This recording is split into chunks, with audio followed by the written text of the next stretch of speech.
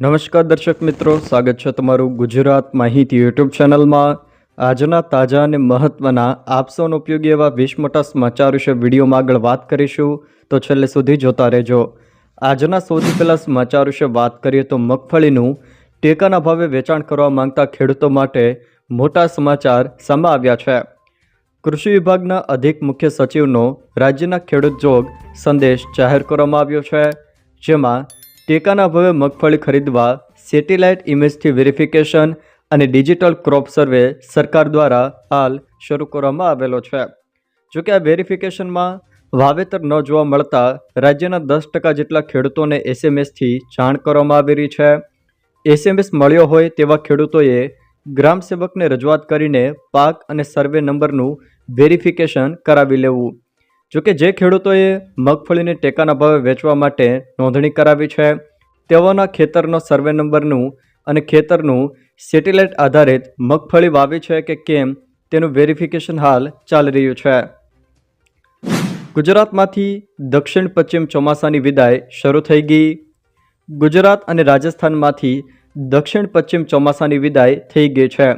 ખાસ કરીને ગુજરાતમાં કચ્છ અને ઉત્તર ગુજરાતમાં બનાસકાંઠા, સાબરકાંઠા અને પાટણના કેટલાક વિસ્તારોમાંથી ચોમાસાએ વિદાય લઈ લીધી છે। હવે ધીમે ધીમે રાજ્યમાં ઠંડીનું જોર વધશે। દક્ષિણ પશ્ચિમ ચોમાસાએ ગુજરાત, રાજસ્થાન, પંજાબ અને હરિયાણાના કેટલાક વિસ્તારોમાંથી વિદાય લીધી છે। ગુજરાતમાં હજુ પણ 22 સપ્ટેમ્બર સુધી કેટલાક ભાગોમાં છૂટાછવાયા વરસાદી ઝાપટા પડી શકે છે। જોકે રાજ્યમાં આ સિઝનમાં કુલ 37 ઇંચ જેટલો વરસાદ નોંધાયો છે। હવે ઈવીએમ પર ઉમેદવારોની રંગીન તસવીર આવશે। ચૂંટણી પંચે ઈવીએમ માટે નવી ગાઈડલાઈન જાહેર કરી છે, જે બિહાર વિધાનસભા ચૂંટણીથી લાગુ થશે અને આગામી દરેક ચૂંટણીમાં નવા નિયમોનું પાલન કરાશે। હવેથી ઈવીએમ પર જે તે ઉમેદવારોની રંગીન તસવીર લગાવવામાં આવશે, જે અત્યાર સુધી બ્લેક એન્ડ વ્હાઇટ રહેતી હતી। સાથે સાથે હવેથી ઉમેદવારોના નામ અને સિરિયલ નંબર પહેલા કરતાં વધુ ઘાટા અને મોટા અક્ષરોમાં રહેશે। વડોદરામાં હેલ્મેટને લઈને મહત્વનો નિર્ણય। 15 સપ્ટેમ્બરથી વડોદરામાં થનાર હેલ્મેટનો અમલ 30 સપ્ટેમ્બર સુધી સ્થગિત કરાયો છે। વડોદરા સીપી નરસિમ્હા કોમ્બરે જાહેરાત કરી છે। જોકે હેલ્મેટ ખરીદવા માટે સમય આપવા નિર્ણય લેવાયો છે। રેલવે ટિકિટ બુકિંગનો નવો નિયમ। ટિકિટ બુકિંગ થતાં થતી ગરબડ રોકવા માટે ભારતીય રેલવેએ મોટો નિર્ણય લીધો છે। 1 ઓક્ટોબરથી ઓનલાઈન ટિકિટ બુકિંગમાં ફેરબદલ કરવામાં આવશે। રિઝર્વેશનનું બુકિંગ શરૂ થયાની પહેલી 15 મિનિટમાં તે જ મુસાફરો ટિકિટ બુકિંગ કરાવી શકશે જેમનું આધાર વેરિફિકેશન થઈ ગયું હોય। નવો નિયમ આઈઆરસીટીસીની વેબસાઇટ અને એપ બંને પર લાગુ પડશે। ખેડૂતો માટે સરકાર દ્વારા મહત્વનો નિર્ણય। કૃષિ યાંત્રિકીકરણ યોજનાના લાભાર્થી ખેડૂતોને નવા જીએસટી દરનો લાભ આપવા ટ્રેક્ટર સહિતના ખેત સાધનોની ખરીદી માટેની સમયમર્યાદા હવે લંબાવવામાં આવી છે। આ નિર્ણયથી રાજ્યના અંદાજે 1 લાખ ખેડૂતોને મહત્તમ ₹35,000 થી 45,000નો નાણાકીય લાભ થશે, જેમાં ટ્રેક્ટર પરના 12% તેમજ તેના ટાયર સહિતના અન્ય પાર્ટ્સ પરના 18% જીએસટીને ઘટાડીને 5% કરાયો। કૃષિ યાંત્રિકીકરણ સાધનો તેમજ સૂક્ષ્મ પિયત પદ્ધતિના સાધનો પરના 12% જીએસટીને ઘટાડીને 5% કરાયો છે। સૂક્ષ્મ પોષક તત્વો અને જૈવિક જંતુનાશક દવાઓ પરના 12% જીએસટીને ઘટાડીને 5% કરાયો। રાસાયણિક ખાતર બનાવવા માટે જરૂરી એમોનિયા અને સલ્ફ્યુરિક એસિડ પરના 18% જીએસટી દરને પણ 5% ઘટ કરાયો છે, એટલે કે તેના ભાવોમાં પણ થોડો ઘણો ફેરફાર થઈ શકે છે। જોકે પરિણામે ટ્રેક્ટરની કિંમત પર 35,000 થી લઈને 45,000 સુધીનો વધારાનો લાભ ખેડૂતોને મળશે। કૃષિ યાંત્રિકીકરણ યોજનાના ખેડૂતોને પણ લાભ આપવા સાધનોની ખરીદીની સમયમર્યાદા 22 સપ્ટેમ્બરથી આગામી 30 દિવસ સુધી લંબાવવામાં પણ આવી છે। ઓક્ટોબર મહિનામાં વાવાઝોડાનું જોખમ। વિશ્વ હવામાન સંગઠનના અંદાજ મુજબ ડિસેમ્બર સુધી લા નીનાની સક્રિય સ્થિતિને કારણે ઓક્ટોબર મહિનામાં બંગાળની ખાડીમાં ભયંકર વાવાઝોડું આવવાનું જોખમ વધી ગયું છે। લા નીના પશ્ચિમ પ્રશાંત મહાસાગરમાં ચક્રાવાતોની શક્તિ અને આવૃત્તિ વધારે છે, જેના અવશેષો બંગાળની ખાડીમાં પ્રવેશે છે. આ સ્થિતિમાં ભારતના પૂર્વ કાંઠા વિસ્તારોમાં ભારે વરસાદ અને વિનાશકારી વાવાઝોડા આવવાની શક્યતાઓ વિશ્વ હવામાન સંગઠને જણાવી છે. ગુજરાતમાં ભારે વરસાદનો છેલ્લો રાઉન્ડ. હવામાન વિભાગની આગાહી અનુસાર ગુજરાતમાંથી હવે ચોમાસું વિદાય લેવાના આરે છે, પરંતુ તે પહેલાં વરસાદનો વધુ એક રાઉન્ડ આવવાની પણ શક્યતા છે. આગામી 2 દિવસ એટલે કે 18 અને 19 સપ્ટેમ્બર દરમિયાન સૌરાષ્ટ્ર અને દક્ષિણ ગુજરાત તેમજ મધ્ય ગુજરાતના કેટલાક વિસ્તારોમાં ગાજવીજ સાથે હળવોથી મધ્યમ વરસાદ પડી શકે છે. રાજ્યમાં આ સિઝનમાં 108.21% વરસાદ નોંધાયો છે, જેમાં ઉત્તર ગુજરાત અને કચ્છના વિસ્તારોમાં સૌથી વધુ વરસાદ વરસ્યો છે.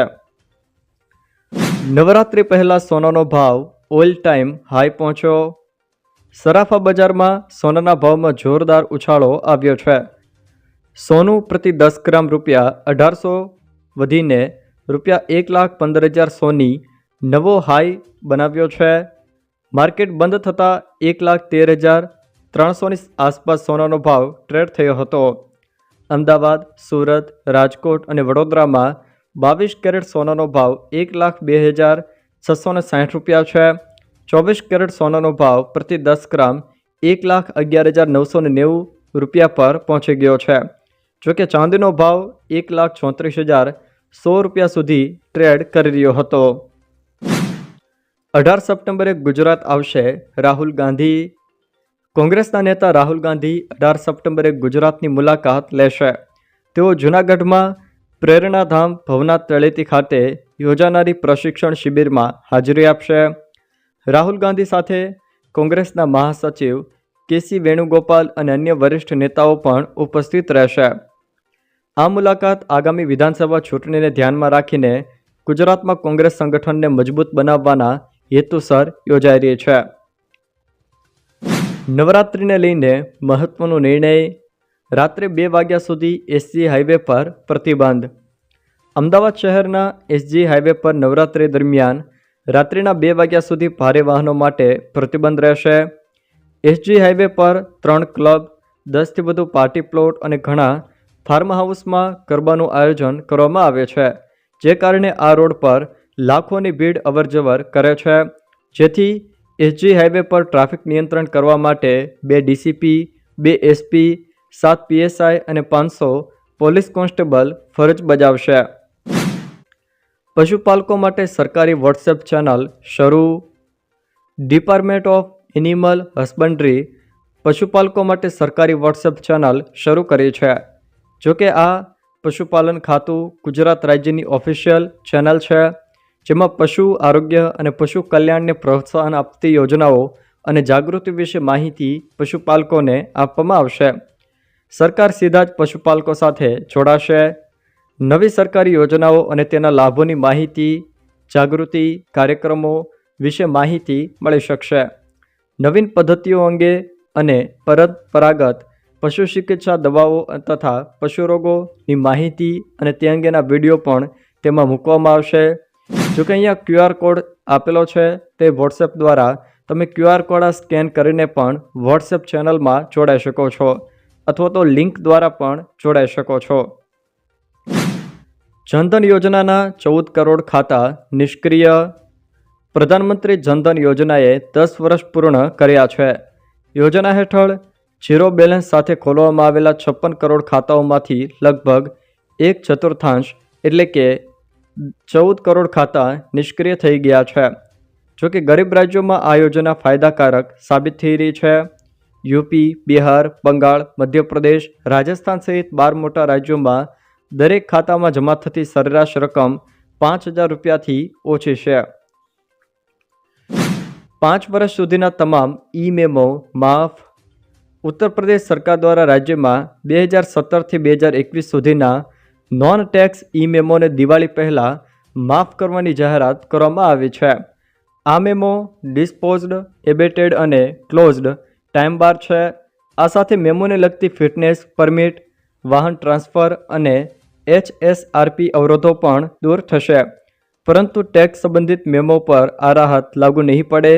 જોકે જેમણે મેમો ભર્યો છે તેમને રિફંડ મળશે નહીં. ગુજરાત શિક્ષણ બોર્ડનો મહત્વનો નિર્ણય.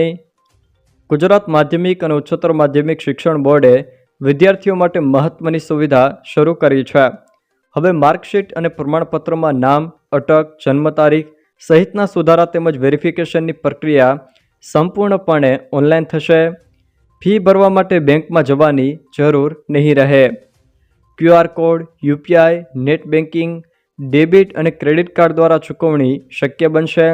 જોકે આ નિર્ણયથી વિદ્યાર્થીઓએ હવે ગાંધીનગરના ધક્કા નહીં ખાવા પડે.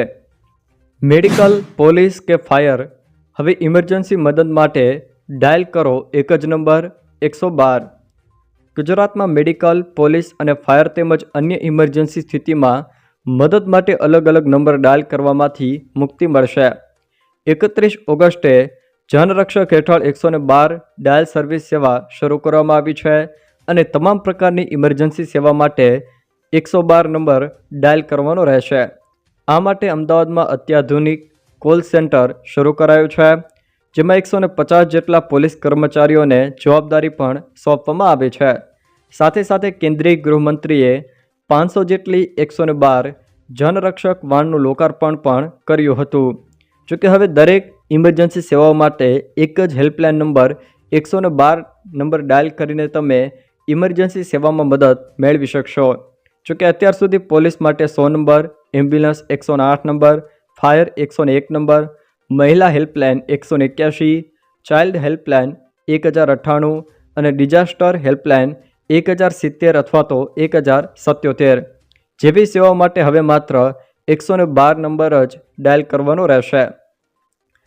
જો દર્શક મિત્રો આ વિડીયો તમને પસંદ આવ્યો હોય તો વિડીયોને લાઇક કરો, તમારા મિત્રો સાથે શેર કરો અને જો તમે અમારી ચેનલમાં નવા હો તો ચેનલને સબસ્ક્રાઈબ જરૂર કરજો, જેથી મારા આવનારા તમામ વિડીયોની જાણકારી તમારા સુધી પહોંચી શકે.